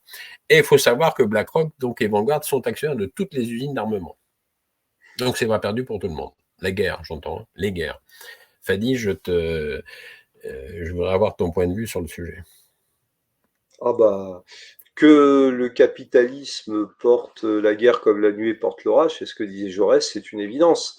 C'est-à-dire que, bon, nous, on parle de capitalisme en tant que communiste, parce que tu as raison, il y a le rôle de la haute finance internationale, de tous ces grands groupes qui ont acquis une puissance démesurée. C'est aussi le cas de tous les GAFAM, les Natu, tous ceux dont on parle, voilà, hein, c'est tout ça. Mais je dirais que ces groupes-là, s'ils n'existaient pas, il y en aurait d'autres à leur place, dans le fond. C'est-à-dire que derrière tout cela, et qui est très important aujourd'hui, puisque les États, les gouvernements des différents États ont capitulé progressivement et même permis l'existence de cette situation, derrière tout ça, il y a quand même une logique, celle du capitalisme, c'est-à-dire la recherche du profit à tout prix, quitte d'ailleurs à détruire. Il ne faut jamais oublier que l'un des secteurs dans lesquels les capitalistes adorent le plus investir, c'est justement l'armement. C'est parce que ça permet de faire des profits faramineux, de rendre les États dépendants vis-à-vis d'eux. Donc c'est vraiment pas une surprise, si j'ose dire. Donc je partage ce constat. Simplement, nous l'élargissons en disant que dans le fond, c'est ça qui est en jeu. C'est d'en finir avec un ordre, au-delà d'un système, un ordre avec l'ensemble de ces infrastructures qui désormais mène tout simplement l'humanité à sa perte. Littéralement, l'humanité à sa perte. Déjà, ça fait près de 40 ans que Georges Gastaut, l'ancien secrétaire national du PRCF, parle d'exterminisme, c'est-à-dire ce qui nous attend. Ce qui nous attend, ce qui attend d'ailleurs toute trace d'être vivant, hein, parce que c'est pas que les êtres humains qui sont concernés accessoirement, même si c'est important. Eh bien, clairement, on est là-dedans. On est clairement là-dedans, et c'est pour ça que nous, on explique que si jamais on n'en finit pas avec cet ordre, donc pour cela qu'on ne sort pas de l'UE, de l'euro, de l'OTAN, du capitalisme, puisque c'est ça, nous, les superstructures que nous devons affronter quotidiennement en France et en Europe, il y a un risque très très dangereux et très menaçant pour l'ensemble des travailleurs de notre pays, et en Europe, et au-delà, dans le fond. Alors, en complément de ce que disait Claude, j'ai retrouvé un texte qui a été publié par notre ami Laurent Glosy sur son site Profid Catholica. Et c'est un texte qui m'a interpellé parce que c'est une lettre qu'aurait écrit Nathaniel Rothschild au gouvernement britannique. Alors, si vous voulez bien, je vais vous la lire. Et elle est assez brève, mais elle résume un peu ce que Claude vient d'exposer à l'instant. Pour comprendre qui dirige nos gouvernements et pour effacer le moindre doute, voici ce que Nathaniel Rothschild a écrit au gouvernement britannique. L'héritier de la famille Rothschild, Nathaniel Rothschild, aujourd'hui, a écrit aux membres du gouvernement britannique pour dire que Vladimir Poutine est l'homme le plus dangereux depuis la défaite d'Hitler, suivi de près par Xi Jinping, et a expliqué que l'Ukraine est une pièce essentielle que nous ne pouvons pas nous permettre de perdre dans l'échiquier géopolitique. L'héritier de la fortune Rothschild a fait valoir que la Russie doit être excisée du système bancaire et économique international. Nous devons mettre la Russie à genoux par tous les moyens possibles pour envoyer un signal fort aux Chinois et pour protéger notre système mondial de normes et valeurs libérales. Il ne faut pas se faire d'illusions. Si nous laissons Vladimir Poutine s'emparer de l'Ukraine, cela enverra le signal à nos ennemis, l'Iran, la Chine et la Corée du Nord notamment, que nous ne ferons rien face à un assaut de force. En effet, notre voie actuelle, celle de l'action militaire, signifie que notre ordre mondial est mort sur ses pieds. Je vous exhorte à déployer plus de force contre la Russie et ses mandataires, à intensifier la guerre de l'information pour connecter l'opinion, en particulier en ligne, et à envoyer des armes à nos amis en Ukraine. Sans l'Ukraine, l'ordre mondial est mort. Alors, effectivement, la question qu'on peut se poser, c'est crédible, hein, puisque ça correspond exactement à ce que nous vivons. Est-ce que cet affrontement avec la Russie ne serait pas dû au fait que Poutine s'oppose au nouvel ordre mondial unipolaire, au nouvel ordre mondial de la puissance financière apatride, parce que c'est le leur. Je dirais même que c'est un nouvel ordre mondial sioniste. En tout cas, comme je le disais tout à l'heure, il y a clairement une opposition à ce que nous appelons au PRCF l'hégémonisme. C'est-à-dire presque le stade suprême de l'impérialisme, hein, du côté des États-Unis. Et je dis ça pourquoi? Parce que effectivement, la Russie, d'abord, c'est pas nouveau. Encore une fois, hein, je citais tout à l'heure un ouvrage qui date d'il y a 5 ans et qui montre comment la Russie, depuis 1917, est encerclée. C'est une cible majeure, c'est incontestable. Comme la République populaire de Chine, comme l'Iran, ça a été dit, hein, quelle que soit d'ailleurs la nature du régime peu fréquentable, disons-le clairement, qui est en place en Iran. Ça, c'est un point de vue occidental, Fadi. Je me refuse à entrer dans ce genre de considération-là. Je pense qu'on devrait commencer par balayer devant notre porte avant nous sommes bien d'accord. Voilà. Nous sommes bien d'accord qu'il faut déjà balayer devant notre porte. Après, il y a aussi des forces, des travailleurs, des forces progressistes, communistes en Iran qui se font taper dessus aussi. C'est pour ça que je le signale. C'est important d'avoir ça en tête. Nous, on raisonne toujours aussi d'un point de vue internationaliste de ce point de vue. C'est ça que je voulais dire. Mais pour en revenir à ce que je disais et à ce que tu as lu, de toute façon, c'est évident que l'axe, l'hégémonisme des États-Unis avec ses supplétifs jusqu'au Proche-Orient avec Israël, jusqu'avec le Japon et la Corée du Sud, avec Taïwan, etc., il vise à démanteler les forces de résistance que constituent les principales puissances contestataires comme notamment la Fédération de Russie ou la République populaire de Chine. Ça, c'est incontestable. Et donc, forcément, il faut mener une guerre de propagande, une guerre tout court d'ailleurs, hein, en finançant le régime pro-nazi de Kiev, etc., pour affaiblir la Russie. Et d'ailleurs, ne nous trompons pas, derrière ça, encore une fois, la cible numéro 1, c'est la Chine. C'est la Chine derrière qui sera visée. Vous verrez que, c'est pas nouveau, mais on va nous ressortir le coup de Taïwan, le coup des Ouïghours, le coup de Hong Kong, le coup de je sais pas quoi. Bon, il y a toujours un truc, le Tibet, on n'en parle plus trop.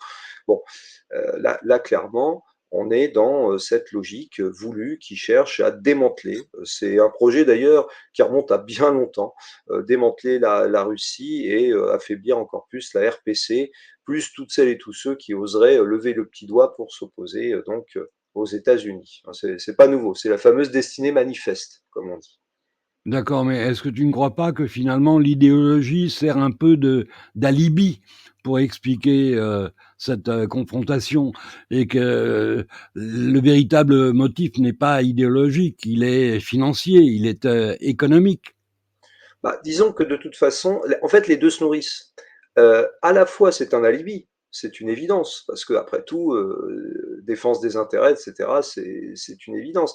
Et en même temps, il faut quand même pas négliger le poids d'idées auxquelles on finit par croire ou auxquelles on croit sincèrement. Il y a une vraie croyance de ce point de vue aux États-Unis, notamment chez les dirigeants. Je ne parle pas de la population forcément, mais d'être un peuple élu de Dieu. C'est pareil chez Netanyahou. Macron est convaincu que c'est un grand démocrate, le plus grand démocrate du monde peut-être, et qu'il est là pour défendre la démocratie, etc. Alors qu'il soit cynique, qu'il défende les intérêts, c'est une évidence. Et je dirais que de ce point de vue, l'idéologie permet de justifier. Mais en même temps, il ne faut pas négliger le fait que ces gens-là finissent par croire réellement ce qu'ils disent. Et c'est ça d'ailleurs le vrai problème, c'est que lorsqu'on tombe, et c'est là où on tombe dans ce qu'on appelle les illuminés, des gens qui croient tellement dans ce qu'ils disent qu'on peut leur démontrer par A plus B plus C plus Z, puis tout ce qu'on veut, que ce qu'ils disent est faux factuellement, je ne dis pas idéologiquement, mais factuellement, c'est pas grave, ils sont convaincus d'avoir raison. Et dans le fond, ce sont eux, les vrais complotistes et les vrais désinformateurs, parce qu'ils en arrivent à raconter un narratif qui est totalement aux antipodes de la réalité et qui nous pousse dans la situation dans laquelle nous sommes, très dangereuse pour le monde dorénavant. Alors avant l'émission, je te disais, bon, on a tous commis des erreurs de jeunesse. J'ai été moi-même communiste une courte période de temps, je te l'avoue. Aujourd'hui, si on observe notre pays, parce qu'on va pas analyser la terre entière, il y a un désintérêt, c'est le moins qu'on puisse dire, de la politique, puisque les abstentionnistes représentent en réalité le parti le plus important de France. Donc les Français commencent à comprendre que la politique ne va pas résoudre les problèmes, puisque la politique fait elle-même partie du problème. Comment tu arrives, toi, à défendre une idéologie que tu revendiques communiste dans un pays où la politique intéresse de moins en moins de gens parce que les gens ne font plus confiance aux partis, quels qu'ils soient, pour résoudre leurs problèmes? Alors, je pense que quand on dit la politique n'intéresse plus, ça dépend quoi. L'épisode des Gilets jaunes l'a démontré, c'était un mouvement profondément politique. Je crois au contraire qu'en réalité, il y a un vrai intérêt pour la politique Mouvement au sens social. noble du terme. Oui, mais avec des questions politiques qui se posaient derrière. Il y avait toutes des discussions sur est-ce qu'on est dans une démocratie, est-ce qu'il ne faut pas sortir de l'UE. Il y avait de vrais sujets politiques qui étaient abordés. Après, là où tu as raison, et d'ailleurs nous ne cessons de le dire, donc nous ne pouvons qu'être doublement d'accord, c'est que effectivement le premier parti de France, c'est l'abstention.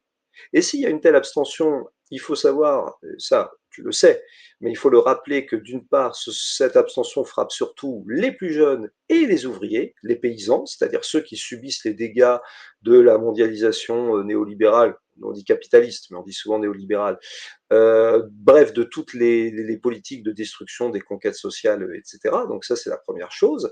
Et que deuxièmement, les partis principalement dits de gauche, c'est pour ça qu'on insiste là-dessus, et en particulier le PCF, ont abandonné ces travailleurs-là en faisant croire qu'il est possible de réformer l'UE de l'intérieur, qu'il suffit dès lors de faire un peu de social, etc. pour régler les problèmes, ce genre de choses. Et quand on en est à ce point à trahir, alors à force de trahir, on n'est plus dans le camp de la trahison, on est dans le camp ennemi, à force. On trahit une fois, je veux bien, mais si on trahit 15 fois, c'est plus possible. Et je dis ça pourquoi?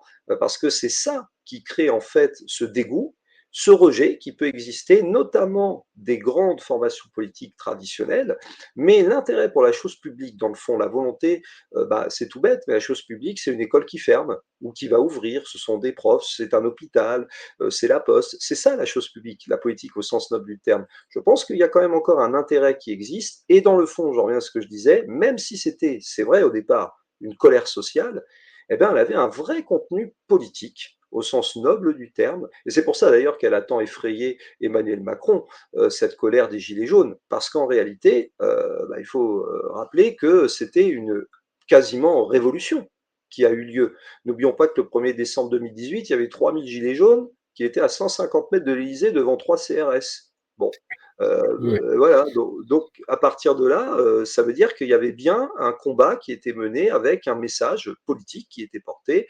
Et nous, pour nous, on se dit que comme on n'est pas très connu et que de surcroît nous avons un discours qui détonne un petit peu, mais qui est très cohérent, très clair, et surtout qui est au service des travailleurs, disons-le clairement, en fait, on se rend compte que nos idées, à défaut d'avoir des rangs bien fournis, nos idées avancent petit à petit, y compris en suscitant la discussion au sein des grands partis, même si ça ne se voit pas tout le temps. Mais je peux dire que c'est souvent agité, sans oublier, je termine là-dessus, au sein des syndicats, et notamment au sein de la CGT, où l'idée de sortie de l'euro, de l'UE et de l'OTAN progresse, et du capitalisme, progresse au niveau des bases rouges. Je ne parle pas de Sophie Binet, qui, elle, est à des années-lumière de tout ça. Bon, mais alors, je voudrais te poser une question. Est-ce que moi, modestement, hein, j'écris depuis plus de 20 ans que nous ne sommes ni dans un état de droit, ni dans une démocratie. Je te pose la question, sommes-nous dans un état de droit et une démocratie, d'après toi? Moi, je dis toujours qu'à partir du moment où le 4 février 2008, le traité de Lisbonne a été adopté en reprenant le traité qui avait été rejeté 3 ans auparavant par référendum par les Françaises et les Français, je dis, dites-moi où est la démocratie, puisque même quand vous votez non, ça passe quand même. Bon, donc à partir de là, le problème est réglé. On pourrait remonter à plus loin, en fait. Et derrière tout ça, même derrière l'expression d'état de droit, bon, en réalité, c'est une expression d'ailleurs qui peut avoir plusieurs sens. Mais dans les faits, qu'est-ce qui nous est imposé? Un énorme verrou, un verrou absolu à tout point de vue, médiatique, juridique, administratif, pour qu'il n'y ait aucune alternative possible. C'est le fameux TINA, There is no alternative, de Thatcher. Donc à partir de là, la démocratie, c'est une blague. Et puis ces dernières années, on l'a clairement vu. On l'a clairement vu. Je reviens à ce que je disais, l'une des revendications majeures des Gilets jaunes, c'était le RIC, c'était la démocratie. C'était ça concrètement, parce que vous pouvez voter ce que l'on veut, ce que vous voulez, de toute façon, ça passera. Et si je prends la modeste échelle d'enseignants, je prends un seul exemple, on peut s'opposer à ce qu'on appelle la dotation horaire globale, c'est-à-dire le nombre d'heures, de cours, etc., le budget dont on bénéficiera en gros pour le volume horaire de cours dans un établissement. Tu peux voter 2 fois contre, c'est pas grave, ça finira par passer. Bon, voilà. Donc c'est ça la démocratie dans laquelle nous sommes. C'est cause toujours. Voilà. Il y a un dicton qui dit souvent la dictature c'est ferme ta gueule et la démocratie c'est cause toujours. Là c'est cause vraiment toujours et c'est de plus en plus même ferme ta gueule. Donc à partir de là, je crois qu'on voit très bien dans quel sens on va, quoi. Bon, je crois que les Gilets jaunes ont payé pour voir. Ils se sont rendus compte, parce que ça a été probablement l'un des mouvements sociaux les plus puissants, et dans la durée, c'est celui qui a duré le plus longtemps. Ils se sont rendus compte qu'ils ne sont ni dans une démocratie, ni dans un état de droit, puisque on sait que le gouvernement Macron gouverne par la matraque, le mensonge et la répression. Ouais, et j'ajouterais pour terminer là-dessus que ça se voyait pas trop, mais il fallait voir la façon dont avait lieu le traitement judiciaire des gilets jaunes accusés parfois d'un débris de vitre, ou etc. C'était ahurissant, avec un nombre record de jugements administratifs, même pas judiciaires, administratifs, comme ça, tu te prends tout de suite une peine, tu n'as même pas le temps d'avoir un avocat, de contester, c'est absolument impossible. Donc, ils ont vraiment testé à tout point de vue les gilets jaunes, si j'ose dire. Et la colère, oui, ça a été une répression. La colère ne s'est pas éteinte. Attends, Claude. C'est oui et non. Vas-y. Oui et non. Oui et non, parce que la répression a été quand même hyper sanglante quand même. Je rappelle quelques chiffres quand même. Gilets jaunes, 13 morts, 27 personnes ont perdu un œil, à peu près 200 personnes blessées gravement qui vont porter des séquelles malheureusement toute leur vie, avec des invalidités incapacitantes, etc. Plus de 2000 blessés, et des gilets jaunes qui ont été embastillés pendant un an et demi, c'est-à-dire qui ont perdu leur emploi et qui ont perdu souvent leur famille, parce que quand on est embastillé un an et demi, en général le couple, la famille explose, et qui se sont retrouvés, qui ont été en prison tout à fait illégalement sans être jugés, et en tant que prisonniers politiques. Donc la répression a été hyper sanglante. C'est vrai qu'aujourd'hui, aller manifester dans les rues, on y regarde un peu à deux fois parce qu'on se dit, bon, on va se faire démonter la tête par un tir de LBD avec une grosse balle de caoutchouc qui quand même arrive sur le visage à 300 à l'heure. Ou est-ce qu'on peut encore manifester? Ça a été vraiment une répression sanglante de la part Oui. de Macron, que je qualifierais là de boucher, et de Christophe Castaner, à l'époque ministre de l'Intérieur, qui était un énorme boucher aussi, qui d'ailleurs, en récompense de ses bons et loyaux services, d'ailleurs, a reçu la Légion d'honneur, mais ça on est habitué. Toutes les crapules la reçoivent quasiment aujourd'hui. Et en plus, la récompense de Castaner, il est président du port autonome de Marseille et président du tunnel du Mont Blanc. Comme ça, il touche royalement par an beaucoup d'argent pour avoir massacré les Gilets jaunes. Sympa, très très sympa. Voilà, c'est ce que je voulais ajouter. C'est pour ça que, voilà, parce que à l'époque, j'ai vraiment bien suivi ce qui se passait, puisque j'écrivais à peu près un billet d'humeur par mois pour soutenir les Gilets jaunes. Oui. Donc... voilà. Et j'ajoute qu'à titre personnel, j'étais pas mal. Alors, j'étais pas tous les samedis, hein, je ne veux pas me vanter de l'avoir fait tous les samedis, parce que c'est pas le cas de toute façon. Mais disons que j'étais pas mal présent, donc j'ai pu, sans heureusement en échappant globalement à la matraque, mais j'ai pu le voir de visu, très clairement. Ah ouais, c'était un véritable massacre. Alors c'est vrai qu'aujourd'hui, aller manifester dans les rues, on peut comprendre qu'il y ait des gens un peu moins chauds quand même. Hein. Moi, je vois, j'ai été beaucoup manifester avec mon épouse à l'époque du Covid. Hein. Bon, on a beaucoup manifesté avec Philippot parce que Philippot, c'était, et je lui reconnais ça, c'était le premier, le seul homme quasiment politique à s'être engagé depuis le début à manifester devant les fenêtres du ministère de la Santé. À l'époque, c'était Olivier Véran qui, voilà. Bah, on est regardé un peu à deux fois. Des fois, on se disait, on va s'en prendre une ou on s'en prend pas une. Bon, heureusement, c'était assez cadré. On a vu pas mal de CRS bien mobilisés. J'ai vu aussi les brigades mobiles. Là. Alors eux, par contre, je les ai vus sans casque. Je me suis dit, c'est Robocop, quand même. Ça, les mecs... attention. Et puis souvent, d'ailleurs, c'était de l'Eurogène Force, c'est-à-dire c'était même pas des forces mobiles françaises, hein, ils venaient européens, c'est-à-dire ils parlaient même pas le français. Tout à Mais en fait. revanche, ils savaient manier la matraque, puisqu'il n'y a pas besoin de savoir parler le français pour manier une matraque, ça c'est international. Mais non, on sent vraiment qu'il y a ce pays est vraiment sous une répression hyperactive, quoi. Vraiment hyperactive. Est-ce que tu dirais que Kennedy avait raison quand il disait ceux qui empêchent les révolutions pacifiques rendent inévitables les révolutions violentes? Bah, de toute façon, oui, bah, si on regarde l'histoire, ce sont été comme ça. Il y a un cas d'école qui est très intéressant, c'est lorsqu'il y a eu l'unification allemande. Elle n'a pas pu se faire en 1848 de manière douce, sachant qu'il y avait quand même, en réalité, des révolutions qui pétaient, hein, en Allemagne déjà, hein. Les barricades à Cologne, à Berlin, bah, elle s'est faite par le fer et par le sang. Hein, en gros, c'est comme ça que ça va souvent. De toute façon, quand il y a une révolution, bah, c'est comme 1789. À un moment donné, si les types d'en face, ils veulent pas et qu'ils sont là pour matraquer dans tous les sens, bah forcément, ceux qui se révoltent, ils se, comme on dit, radicalisent. Bah, c'est normal, c'est tout à fait normal. Et quand on refuse un compromis et de reconnaître qu'on a des torts et commis de graves erreurs, voire des fautes, quand on est à la tête du pays, bah, à partir de là, c'est inévitable. Voilà. Oui, et est-ce que tu crois que les conditions ne sont pas réunies aujourd'hui après ce qu'on a vécu avec l'opération Covid, hein, où on nous a menti du début jusqu'à la fin?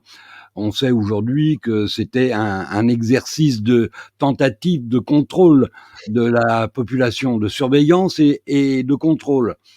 Et comme je le disais tout à l'heure, le vaccin sûr et efficace a quand même produit beaucoup plus de victimes que la maladie contre laquelle il était censé lutter. Mais maintenant, on monte d'un cran. On a un président qui veut embarquer le continent européen dans un conflit avec une des puissances nucléaires majeures du monde. Est-ce que tu crois que l'opinion publique française va continuer à rester chez elle tranquillement, ou est-ce qu'elle va prendre conscience du danger qui la menace, non pas en provenance de Poutine et de Russie, mais en provenance de notre propre gouvernement, parce que là, on a affaire à des gens qui sont totalement irrationnels. Oui, illuminé, en effet. Bah, moi, je crois que, alors, à mon avis, malheureusement, il y a encore une partie des Françaises et des Français qui croient au narratif, qu'on leur a servi parce que Poutine, c'est une sorte de mot totem, quoi. C'est le truc qui permet de c'est l'effet propagande, quoi. Il suffit de répéter ce mot, voilà. On veut démontrer que, la Fédération de Russie, c'est pas ça. Je dis bien la Fédération de Russie, je dis pas Poutine. Bah, c'est compliqué. Cela étant, moi ce qui m'intéresse et c'est plutôt positif, c'est de voir que lorsqu'on parle de manière très rationnelle avec, des personnes en partant de problématiques très simples, bah, vous n'avez pas d'argent pour l'éducation, vous n'avez pas d'argent pour la santé, vous n'avez pas d'argent pour ceci. Ah bah, c'est normal, mais vous voyez, on met l'argent là-dedans parce qu'on va aller faire la guerre. Ah bon, mais pourquoi on va aller faire la guerre? Ah bah, parce qu'il paraît que et en fait, quand on aborde le sujet comme ça, tout à coup, eh bien, les personnes prennent conscience, que la réalité, elle est inquiétante. Elle est inquiétante et qu'à partir de là alors est-ce qu'on est en mesure de mobiliser en France? Bah, moi, j'ai envie de dire que quand je vois ce qui se passe dans le reste de l'Europe, qu'il y a eu des grandes mobilisations contre la guerre en Allemagne, au Royaume-Uni, en Espagne, en Italie ou que sais-je, je vois pas pourquoi on n'en aurait pas en France. Le problème étant que dans le fond, il faut surtout regarder parmi nos troupes, ceux qui, en fait, en quelque sorte trahissent, hein, disons-le clairement, et paralysent une possible mobilisation parce que les braises sont là. Et quand on voit le sondage que tu nous as montré tout à l'heure, bah, j'ai envie de croire que, il y a un socle, il y a des braises et que dans le fond, ce qui manque, c'est l'étincelle. Cette étincelle, elle survient, bah, ça a été comme les gilets jaunes, ça survient parfois de manière totalement inattendue. Donc, pessimisme de l'intelligence, mais optimisme de la volonté. Et justement, tu crois pas que cette, étincelle-là, ça peut être le discours de Macron qui va faire son chemin dans l'esprit des gens? Ils vont comprendre dans quelle logique cet homme veut emmener, le pays. Est-ce que tu crois qu'on va se laisser, amener à l'abattoir sans réagir? Je pense que là, il y a encore on risque dans un premier temps d'être dans une situation un peu de sidération éventuellement, mais à partir de là, Macron, il joue son va-tout. Il joue son va-tout pour sauver sa tête. On voit bien que les dernières législatives, la démission de Barnier après la censure, tout ça, ça l'a fragilisé. Il joue donc son va-tout et à un moment donné, il y a un truc qui s'appelle le réflexe de survie, c'est-à-dire que même le cerveau le plus lobotomisé du monde, il peut comprendre à un moment donné, d'une manière ou d'une autre. Je dis pas que c'est facile et je dis pas que ça se fait en un claquement de doigts ou de mains, mais que quels que soient les torts que l'on peut attribuer à la Russie selon les gens, hein, je répète, hein, je reviens pas sur l'analyse que j'ai donnée tout à l'heure, bah, à un moment donné, est-ce que ça vaut le coup de partir dans une guerre mondiale, quoi, nucléaire? Parce que c'est ça la réalité. Et ça, à mon avis, ça commence quand même à faire son chemin en termes de réflexion et au sein des têtes et de dire bah va peut-être falloir arrêter cette folie, quoi. Donc encore une fois, optimiste de la volonté. Ça me semble réalisable, mais ce sera dur. C'est bien, mais moi je me méfie quand même je voudrais juste je me méfie des médias, de la puissance quand même de lobotomisation, je suis désolé de parler comme ça, mais de la propagande de masse faite par les Oui, médias oui. mainstream. Ça veut dire quoi? Ça veut dire qu'en 1914, moi j'ai encore en mémoire où tous les journaux de l'époque titraient « Faut aller bouffer du Boche ». Faut le Boche. L'ennemi, Bien c'est sûr. le Boche. Alors en 14, bah, nos braves Français sont partis la fleur au fusil. Ah, super, super, ils en ont pris plein la gueule. Les Boches aussi en prenaient plein la gueule. D'ailleurs, c'est une énorme boucherie que tout le Ouais. monde connaît. Hein, je ne refais pas l'histoire. Et le grand problème, c'est que ben il y a eu bis repetita en 39-45. Là, on est en train de on nous a sorti dans les années 70-80 le péril jaune. C'était aussi, tout à l'heure, Fanny, tu parlais du péril russe, mais il revient d'ailleurs. Mais bon, là, dans les années 70-80, c'était le péril jaune. On se souvient, ah, les Chinois vont débarquer à Paris, les Chinois vont envahir l'Europe. C'était là. Et là, aujourd'hui, c'est le péril russe. C'est-à-dire, on est en plein dans de la folie, le péril russe. Mais quand on regarde un peu les médias mainstream aujourd'hui, c'est en boucle. C'est-à-dire le péril russe, le péril russe, le péril russe, le péril russe. Et moi, ce que je crains, c'est qu'à un moment donné, il y a quand même cet effet de masse, je dirais, où tout d'un coup, les gens, je sais pas, à un moment donné, il y a une espèce de lobotomisation qui se fait. Et oui, ah bah oui, il faut aller bouffer du russe. Et alors évidemment, ça va pas atteindre toute la population. Il y aura toujours des gens comme toi, comme nous, qui veut dire, attendez, vous êtes gentils, mais on va pas aller bouffer du russe. Montrez Mais je me l'exemple. méfie toujours. Je me méfie toujours d'une majorité de la population qui tout d'un coup vrille et se dit bon bah oui bah alors allons-y quoi, allons guerroyer, parce que je refais, j'aime bien cette citation que je vais énoncer parce que je la cite souvent, c'est de Paul Valéry en 36-37 je crois. La guerre est faite par une majorité de gens qui se massacrent mais qui ne se connaissent pas, au profit d'une minorité de gens qui se connaissent très bien mais qui ne s'entretuent jamais. Ouais. Alors j'aimerais bien qu'on arrête, enfin j'aimerais bien que ça s'arrête. Voilà, si ça pouvait s'inverser, ça serait absolument Bah, parfait. Voilà, ju- juste un commentaire par rapport à ça, parce que c'est une réalité, hein, ce que tu dis. C'est vrai que l'aliénation est forte, incontestablement. Maintenant, on a quand même un avantage, je dirais, contre-médiatique par rapport à 1914. C'est qu'en 1914, tu n'as que la presse, en gros, et puis la radio aux ordres. oui, Maintenant, tu as Internet, tu as les réseaux, tu as les vidéos, tu as le travail que vous faites, le travail que font les gens. Il y a quand même, et puis il n'y a pas du tout, malgré tout, la même fibre patriotique qu'en 1914. Déjà parce que, justement, c'est le malheur pour pour Macron et compagnie. À force de vouloir faire le saut fédéral européen, ils en arrivent à faire oublier que nous sommes avant tout des patriotes français. Bon. Donc, se mourir pour la France ou pour l'Ukraine contre la Russie, je suis pas sûr que ce soit, comment dirais-je, un objectif qui soit beaucoup partagé dans le fond, alors qu'en 1914, mobiliser les foules sur le patriotisme, c'était quand même un peu moins compliqué, on va dire, surtout que l'ennemi était fort désigné, vu que c'était un objectif immédiat, avec l'Alsace-Moselle. Bon. Donc il y a quand même des petites différences. Je dis pas que ça veut pas dire que ce que tu as dit est faux. Hein.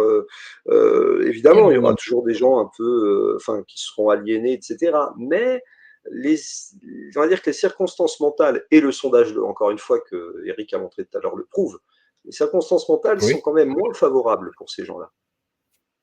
c'est vrai, c'est vrai. Non, c'est vrai. Oui, Alors, puis là, j'ai une question. il s'agit pas d'aller guerroyer. Là, c'est un suicide. Totalement, totalement. Et c'est pour ça Ah, que bah, d'ailleurs, et d'ailleurs je l'ai dit, hein, l'exterminisme. Et pessimiste de l'intelligence de ce point de vue. Et c'est ce qu'on n'arrête pas de dire au PRCF depuis des années. Et c'est pour ça d'ailleurs, je pense vraiment qu'il y a une partie, encore une fois, des travailleurs de ce pays qui prend conscience que, je reviens à ce chiffre, hein, mais c'est la réalité, c'est que dans le fond, bah, le danger, c'est nous qui le portons maintenant. Enfin, c'est nous, pas nous les citoyens de France, mais nos dirigeants. Et donc, ça explique aussi pourquoi bah, il y a un tel rejet de Macron, etc., parce qu'on se rend compte que oui, là, il est prêt à nous amener dans une guerre potentiellement nucléaire. Il ne dit pas le mot, mais par contre, faut signaler que les dirigeants russes, eux, l'utilisent et ont déjà dit à plus d'une fois que bah, ils ont l'arme atomique et qu'ils savent comment l'utiliser. Donc attention, quoi. ouais. Voilà. Ah, c'est sûr. Oui. Dimitri Medvedev, lui, il est beaucoup plus saignant. Il pourrait être beaucoup plus saignant que Vladimir Poutine. Hein. Ça, c'est vrai. C'est sûr. Hein. Ça, c'est sûr que lui. Alors, j'ai une question, Fadi, qui va peut-être, je sais pas. Il faut que je la pose. Ça fait un petit moment, d'ailleurs, que ça me trotte dans l'idée. Ce sera la Voilà. Moi, je dernière. lis les. Ça va. D'accord, ce sera la Oui, dernière. oui. Je lis donc les programmes politiques en général et j'ai trouvé quand même beaucoup de similitudes entre le programme politique donc de ton mouvement, celui de Florian Philippot, celui d'Asselineau, celui de Dupont-Aignan et celui de République souveraine, qui sont des mouvements souverainistes. Et j'ai trouvé beaucoup de points communs parce que tous ces partis, en fait, mouvements, prônent de sortir de l'Europe, prônent de sortir de l'OTAN, prônent donc le Frexit et prônent un peu de reprendre notre souveraineté nationale, c'est-à-dire la France. Alors voilà, donc en fait, je trouve vos programmes à tous avec des points communs. Je dis pas que tout est semblable, hein. Faut pas me faire dire ce que j'ai pas dit, mais je beaucoup de points communs. Et la question que je me suis toujours posée, c'est, je me dis, c'est dommage qu'il n'y ait pas de terrain d'entente, même si les idées politiques sont opposées. Mais comme les buts sont communs, certains buts, et des buts quand même de premier plan, je dirais de premier ordre sont communs, à savoir sortir de l'OTAN, sortir de cette Europe politique qui est sous contrôle des USA. Je dis, c'est dommage qu'il n'y ait pas de point d'entente. Alors voilà, je voulais un peu avoir ton opinion sur cela. Alors, nous, ce qu'il faut savoir, c'est qu'on ne travaille pas seul, hein, PRCF. Nous avons des partenaires comme le Parti de la démondialisation, comme la Dynamique populaire constituante de Jacques Nikonov. Alors, ce sont des partis un peu plus petits, hein, des mouvements plus petits, mais nous avons aussi de bonnes relations avec des bases rouges au sein de la CGT, avec des militants, et pas que des militants, parfois même un député. Nous avons de très bons contacts avec un député LFI qui, en fait, est sur notre ligne. Il s'appelle Béranger Sernon. Il est syndicaliste cheminot à la base. Je dis ça pourquoi? Parce que, dans le fond, nous cherchons à créer des conditions, effectivement, d'une alternative que nous appelons rouge et tricolore, c'est-à-dire dans le sens de ce que tu viens de dire. À ce sujet, moi j'ai déjà été invité, je vais être encore invité sur la chaîne Média Populaire, je ne sais plus comment ça s'appelle, du mouvement de Georges Kuzmanovic. Bon, voilà, on a des choses qui se font. Maintenant, c'est vrai qu'il y a aussi des divergences. Alors, à ma connaissance, je ne crois pas que Dupont-Aignan veuille sortir de l'euro et de l'UE véritablement, hein, si je ne me trompe pas. Donc déjà, ça fait quand même un écart non Il me négligeable en ce qui semblait, mais bon, d'accord. Mais ça, ouais, non, non. Lui, pour le coup, non.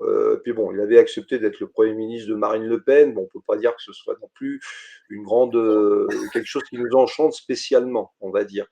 Mais au-delà, bon, il y a quand même aussi des divergences sur le projet de fond, parce que disons que pour nous, le Frexit, il est indispensable, mais on le veut progressiste, c'est-à-dire pour aller vers une rupture avec le capitalisme. Et ce que nous déplorons aussi, c'est qu'il y a des positionnements de la part de Florian Philippot ou de François Asselineau. Bah, déjà, ce sont eux qui le disent, hein, c'est pas moi, j'écoute ce qu'ils disent, qui sont basés sur l'anticommunisme, qui sont basés sur des attaques contre les syndicats, les travailleurs, etc., ce qui est quand même un petit peu aussi notre pédigré, notre ADN. Je ne dis pas qu'on ne peut pas trouver, encore une fois, des accords avec d'autres formations. La preuve, le PARDEM, c'est un mouvement qui, d'ailleurs, est assez, on va dire, souverainiste de type gaulliste, en quelque sorte. Pas totalement, mais voilà, on a des contacts avec des forces gaullistes. Donc, de ce point de vue, on essaye de travailler là-dessus maintenant. Bon, bah, il se trouve qu'avec les mouvements dont tu as parlé, je ne parle même pas de Dupont-Aignan, je répète, qui lui ne veut pas sortir de l'euro, de l'UE, ni même de l'OTAN d'ailleurs, dans le fond. Bon, on a quelques petits échanges par-ci, par-là de temps en temps avec le média du mouvement de Georges Kuzmanovic, mais les autres, non, parce qu'il y a trop d'écart. Et d'ailleurs, Florian Philippot lui-même, quand on regarde bien, dans son mouvement, il y a de tout, d'un point de vue, j'ai envie de dire, qui le suit. Il y a des gens sincères sur la ligne Frexit, et puis il y en a d'autres qui sont plutôt partisans d'un rapprochement, par exemple, avec Éric Zemmour. Ça, c'est pas possible pour nous. C'est absolument impossible. Parce que bon, les positionnements de Zemmour, même sur le plan géopolitique, hein, je parle même pas du reste, mais par rapport à son soutien à la théocratie fasciste d'Israël, par exemple, c'est absolument inacceptable. Donc voilà, c'est vrai que c'est dommage, mais je pense que malgré tout, après, il y a le sens de l'histoire. Le sens de l'histoire, c'est de voir que de plus en plus de gens, de citoyens, parce que c'est ça qui compte le plus dans le fond, c'était le mouvement, c'est la logique gilet jaune, qu'il y a de plus en plus de citoyens, de travailleurs qui se rendent bien compte petit à petit vers quoi on les amène, même si je suis d'accord qu'il y a le poids de l'aliénation. Et pour nous, c'est ça le plus important, que ça se base déjà à la base, parce que c'est ça qui détermine ensuite les accords, les rapprochements d'appareils, de sommets. Disons ça comme ça. Bon, messieurs, on est à Très bien, 1h38 d'émission, on a dépassé un peu. Donc, un mot de conclusion, si vous voulez bien. Claude, tu t'y mets? Oh, bah, moi, le mot de conclusion, ben, c'est un peu, ben voilà, il faut qu'on pousse tous ensemble pour essayer de renverser effectivement cette folie, c'est-à-dire de pousser Macron dehors et puis de commencer même voilà, de pousser, et pour qu'il y ait vraiment un changement total de nos institutions. Et il faut tout repenser. Ça demande énormément de travail, certes, mais je pense que tout est faisable et que de toute façon, comme je le dis souvent, rien n'est écrit. Tout peut changer, mais il faut qu'effectivement pas mal de gens en prennent conscience et retroussent leurs manches. Et voilà, il faut se mettre au travail vraiment urgemment. Et de toute façon, il faut pousser dans ce sens-là. Voilà. En ce qui me Fadi, une concerne. conclusion? Tous ensemble en même temps, dans le même sens. Ça rebondit sur ce que tu viens de dire. Je crois vraiment qu'on a avec nous, c'est l'avantage, alors c'est pas grand-chose d'un point de vue matériel, mais c'est important d'un point de vue moral aussi, parce que le combat que nous menons, quand je dis nous, ça inclut vous, ça inclut le PRCF, ça inclut d'autres. C'est un combat dur, c'est un combat violent, qui laisse des traces, qui porte des coups mentalement, mais nous avons avec nous le sens de l'histoire, me semble-t-il. Et quand on l'a avec nous, il y a un moment donné où l'étincelle peut jaillir. C'était déjà le cas avec les Gilets jaunes. Nous avons la faiblesse de croire qu'elle ne va pas forcément arriver là tout de suite, ni dans 6 mois, ni peut-être dans 1 an. On verra où on en sera d'ailleurs. Mais on verra où on en sera. Mais quand même, il y a le sens de l'histoire qui peut jouer en notre défaveur peut-être, mais aussi pourquoi pas en faveur de changements totalement inattendus. Après tout, elle s'est tellement accélérée ces derniers mois, l'histoire. C'est vrai. Merci Fadi Kassem. Vous avez été reçu par un média indépendant, catalogué selon nos accusateurs de complotistes, d'extrême droite, d'antisémites. Et vous voyez qu'on est capable de discuter même avec quelqu'un qui se revendique communiste. Donc on n'est ni sectaire, ni limité par une doctrine idéologique qu'elle soit. Ça a été plaisant de discuter avec vous, parce que vous êtes un homme de bonne foi, un homme honnête, et finalement, au-delà des idéologies qui peuvent nous séparer, je pense que si on faisait la liste des points qu'on a en commun et qui nous réunissent, on pourrait peut-être tous ensemble constituer une force pour mettre la marionnette de l'Élysée dehors. Je veux remercier tous les internautes qui nous ont suivis. Vous avez été nombreux à commenter cette émission dans le chat. On n'a pas affiché vos commentaires, comme je vous le dis souvent, parce que on ne peut pas à la fois alimenter le débat, discuter avec nos invités et à la fois faire attention à ce que vous nous dites. Mais je vous promets qu'on va vous lire avec beaucoup d'attention à la fin de cette émission ou ce week-end, dès qu'on trouvera un instant. Ça a été un vrai plaisir. Merci, messieurs. Bonne soirée à vous tous. Merci à vous et très bonne soirée. Merci pour l'invitation encore. Merci. Merci Fadi, merci Eric, merci à tous. Et demain soir, une émission spéciale avec notre ami Abdel Zahiri qui va répondre à ses détracteurs. Jim Léveilleur sera son invité. Je ne sais pas si Richard Boutry sera là ou pas. Morad Elatab peut-être. En tout cas, je sais que Abdel a préparé une émission au vitriol pour répondre aux calomniateurs de toutes sortes. Alors, soyez présents à 19h, il va y avoir du lourd, ça va être chaud. Merci. Bonsoir. Bonsoir. Bonsoir.